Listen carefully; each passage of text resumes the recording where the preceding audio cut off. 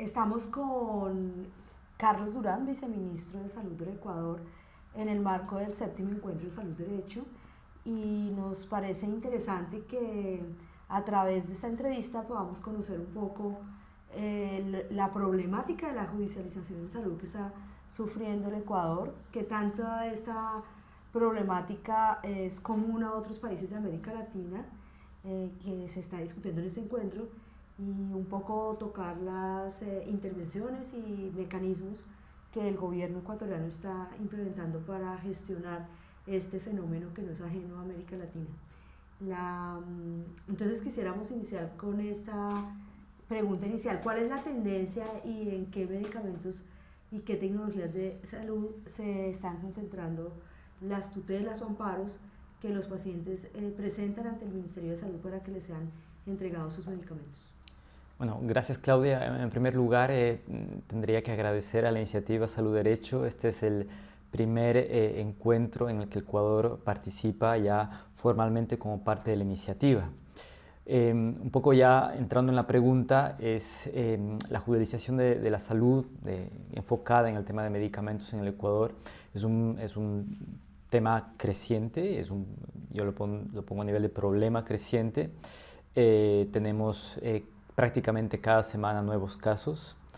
Solo por poner un ejemplo, la semana pasada hemos tenido un caso además particular de una tutela otorgada no a una persona, sino a un grupo de personas, alrededor de 60 personas en un solo caso, digamos, o un solo fallo. Entonces, efectivamente, nos preocupa y queremos, y este tipo de encuentros nos ayudan a ver opciones de regulación, opciones de solución, nuevas herramientas para abordar el problema. La mayoría de los medicamentos que tenemos judicializados en este momento corresponden al grupo de medicamentos para cáncer, al grupo de medicamentos oncológicos, y principalmente aquellos que se encuentran por fuera de nuestra lista de medicamentos esenciales. A pesar de que hemos intentado algunos mecanismos de acceder a estos medicamentos por fuera de la lista de medicamentos esenciales, hemos publicado y están descritos los mecanismos por los cuales los pacientes pueden acceder a medicamentos por vías alternas a la lista oficial. Ha costado poner en funcionamiento el sistema. Y esto significa y ha significado que la judicialización siga aumentando. Es decir, no sería necesario en todos los casos recurrir a este mecanismo judicial para acceder a medicamentos que excepcionalmente estén por fuera del listado. La primera cosa que tendríamos que decir aquí es que el Ecuador tiene posiblemente de las listas de medicamentos esenciales más completas del mundo. Digamos, Ecuador empezó a ingresar los primeros medicamentos biológicos a su lista de medicamentos esenciales, rituximab seguramente, ya hace algunos años, en el año 2004, por ahí.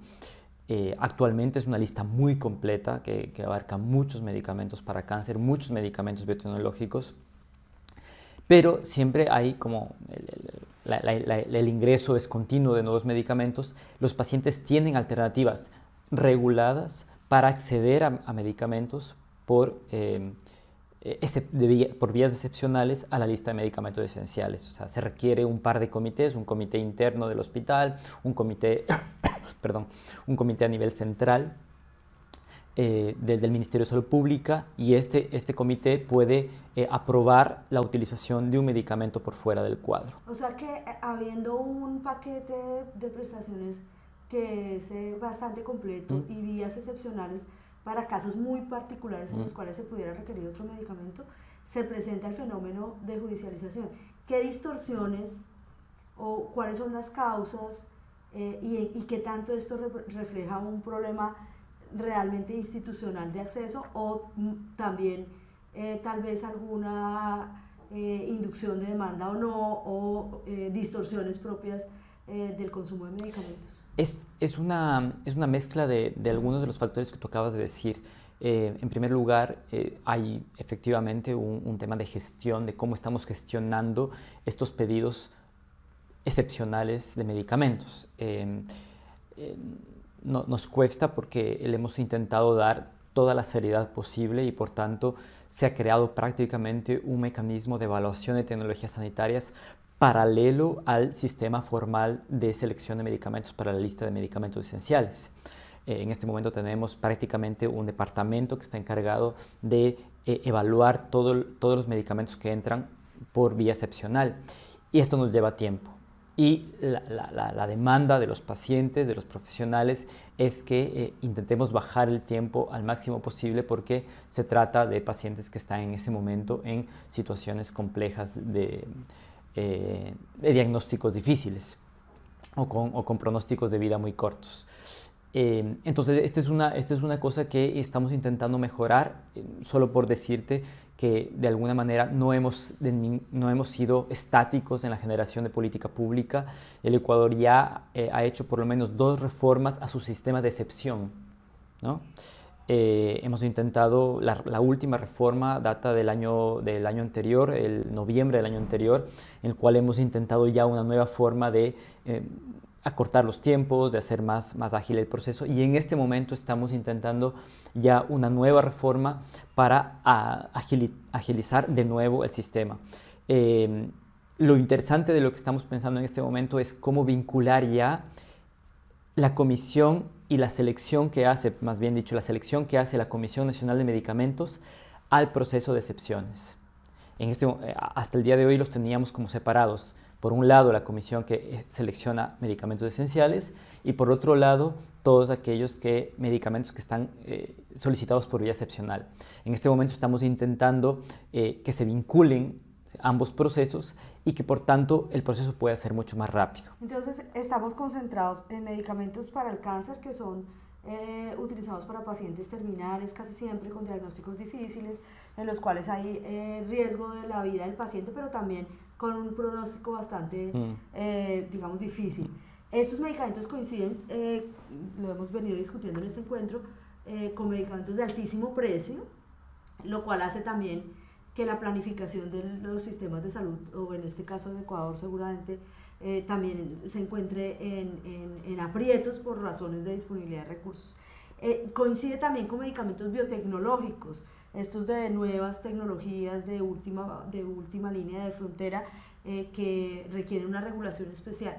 En este encuentro se ha discutido un poco esos elementos, la novedad tecnológica, el verdadero aporte terapéutico y además el tema de los altísimos precios más que el altísimo costo. De hecho, interesante hablar de alto precio más que de alto costo.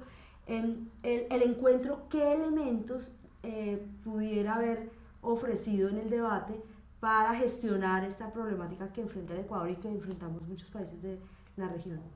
En términos de contenido, el encuentro ha sido muy interesante, muy rico y creo que lo vamos a poder reflejar rápidamente a la lógica local.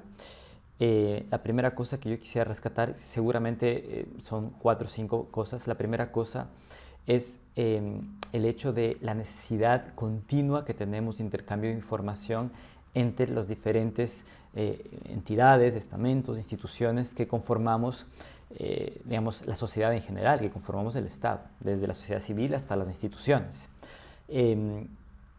El diálogo permanente que nos cuesta generalmente, nos cuesta mucho sentarnos en una mesa con jueces, con sociedad civil, instituciones pagadoras, instituciones prestadoras. Este es uno de los primeros grandes aprendizajes. Necesitamos generar mecanismos de diálogo, lugares comunes donde nos encontremos y discutamos sobre este tema. La segunda cosa es la aproximación a los conflictos de intereses no enfocados únicamente en la relación médico-industria, sino intentar entender que el conflicto de interés, en primer lugar, está presente, ¿sí? Segundo, puede ser consciente e inconsciente, y la mayoría de las veces es inconsciente, ¿sí? Pero que hay mecanismos y que hay opciones. Este encuentro a mí personalmente me ha dejado algunos aprendizajes, por ejemplo, ya la iniciativa colombiana de empezar a regular las dádivas que reciben los profesionales de la salud. Cosa similar también está iniciando Chile últimamente. Entonces hay opciones de regular el conflicto, de discutir sobre el conflicto y no solo enmarcado en la relación médico-industria, sino cómo el conflicto está afectando a absolutamente todo el sistema. Básicamente estas son las dos cosas que yo rescato así como más importantes del encuentro. Luego, por supuesto que podemos hablar un poco más sobre la regulación de los precios e intentar encontrar mecanismos de alguna manera parecidos y comunes que nos permitan ver, digamos, tener horizontes más claros sobre a dónde podemos ir como región compartiendo experiencias en el tema de regulación de precios. El encuentro también ha discutido un poco la dinámica de la definición de presupuestos a nivel sectorial, cómo esta judicialización extrema puede echar por la borda los asuntos de planificación sectorial y definición de recursos, a su vez los asuntos relacionados con la planificación intersectorial y cómo se cruza eso y al final no tener en cuenta ese cruzo de disponibilidad de recursos públicos entre sectores puede también poner en riesgo prioridades locales frente a temas que puedan ser incluso más críticos y socialmente de mayor impacto para una sociedad. ¿Qué tan viable es en Ecuador que se aborde esta discusión? Es decir, ¿qué cosa significa pagar por un medicamento hiper costoso o con un altísimo precio cuando la sociedad puede también a su vez destinar esos mismos recursos con un impacto mayor poblacional y con una ganancia social mayor? ¿Qué tanto esa discusión es viable o no y qué dilemas éticos hay detrás del tema? Hay dilemas éticos, pero hay dilemas constitucionales también. Cuando partimos de estados constitucionales con los contenidos y los principios constitucionales que tienen muchas de las constituciones de América Latina, también la de Ecuador, que te aseguran acceso universal, gratuito, absolutamente a todos los medicamentos, ya te implica una discusión más compleja y de otro nivel respecto a exactamente cuál es el límite del derecho a ese medicamento, a un bien particular o tecnología, en este caso estamos hablando de los medicamentos. Creo que la discusión de los presupuestos es completamente válida, pero que tenemos que realmente pasar del dicho a la acción. Hemos discutido mucho sobre los presupuestos en estos días, pero lo que a mí me ha faltado un poco y creo que necesitamos hacer un ejercicio serio desde los gobiernos es cómo generar herramientas reales de presupuestos participativos, de compartir las perspectivas que tiene el otro, y eso de nuevo parte por tener herramientas muy claras, sentarnos a discutir, sentarnos en la mesa, volvernos a ver todos, volvernos a encontrar para intentar dos cosas: entender el problema, lo que tú acabas de decir, entender que si yo estoy cubriendo un medicamento por 50.000, 70.000, 100.000 o 200.000 dólares, como incluso hemos visto hemos visto ejemplos en estos días, versus lo que eso se me significa de mi presupuesto para inmunizaciones o incluso más allá, mi presupuesto para agua, saneamiento, aire limpio, digamos, ciudades, ciclovías, que también son salud y que seguramente tienen mucho más impacto en la construcción social del concepto de la salud. O sea, estamos frente a un reto gigantesco porque alguien preguntaba en el evento ¿por qué estamos discutiendo este tema de la cobertura y la judicialización de medicamentos de altísimo precio? ¿Quién nos puso a debatir esto? Y nos puso a debatir esto la realidad, la problemática que estamos enfrentando. Y otra persona decía en el evento también, bueno, ¿y por qué nos dejamos meter en una agenda en la que la priorización del gasto público está concentrada en estos medicamentos de altísimo precio si la sociedad aún y la ciudadanía no ha discutido cuáles son los problemas relevantes que le aquejan y frente a los cuales quisiera tomar la decisión de que el Estado haga intervención? Así que ese va a ser el debate. Sí, es el debate de la ética individual versus la ética colectiva, el derecho individual versus el derecho colectivo. Las necesidades. Exacto. No, por ponerte un ejemplo muy simple, en este momento de Ecuador estamos en días de tener nuestra actualización de la nueva lista de medicamentos esenciales del Ecuador, solo por información. tiene una tradición muy larga, de muchas décadas, de ir generando listas de medicamentos esenciales. Y es una de las cosas más importantes, más serias del sector salud, además un instrumento de contención del gasto histórico en el país. La primera lista de medicamentos esenciales del Ecuador, además, data de los años 70, incluso antes de la primera lista modelo de medicamentos esenciales de la OMS, en un ejercicio andino, y luego ya como lista individual nacional a partir de los años, inicios de los años 80. Entonces, la Comisión Nacional de Medicamentos ha hecho ya un nuevo análisis y ha entregado al país, digamos, una nueva propuesta de lista actualizada luego de algunos años. 50 medicamentos, se están proponiendo la inclusión de alrededor de 50 medicamentos.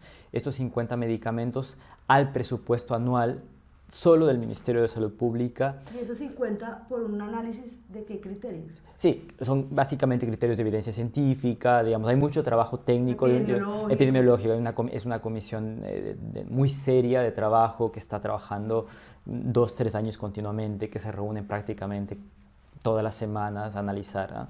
Y al final han llegado a la decisión de que se deberían incluir, hay unas exclusiones, pero que se deberían incluir alrededor de más o menos 50 medicamentos, 45, 40, 50 medicamentos.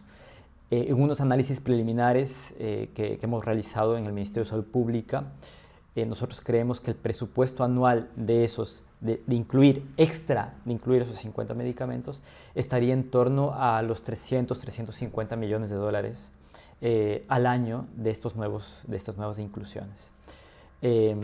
Esto ha significado que nosotros, el Consejo Nacional de Salud es un consejo liderado por la ministra de Salud Pública, ha solicitado una reevaluación de las inclusiones a la comisión. Le ha pedido a la comisión que bajo algunas consideraciones técnicas, pero principalmente de sostenibilidad del sistema, reconsidere algunas de las inclusiones que se estaban proponiendo. Es así que la comisión en este momento ha vuelto y está analizando de nuevo el paquete de inclusiones. Solo para dar la idea que es el impacto, el presupuesto anual en este momento del Ministerio de Salud Pública para medicamentos, para asegurar gratuidad en el sistema público, Ministerio de Salud Pública, digamos, el Ecuador tiene varios sistemas públicos. En el sistema público, Ministerio de Salud Pública, es alrededor de 300 millones de dólares. 350 millones de de dólares. toda la lista de esenciales, 300 millones de dólares aproximadamente. Solo los nuevos 50 medicamentos que se estaban proponiendo era alrededor de 350 millones de dólares. Más del doble del gasto actual. Esas decisiones deberían también involucrar a la ciudadanía y creo que ese será el reto. Muchas Totalmente. gracias. A ti. Incorporar a la ciudadanía y volvernos a ver en el próximo encuentro a ver si lo resolvemos. Así será. Muchas gracias.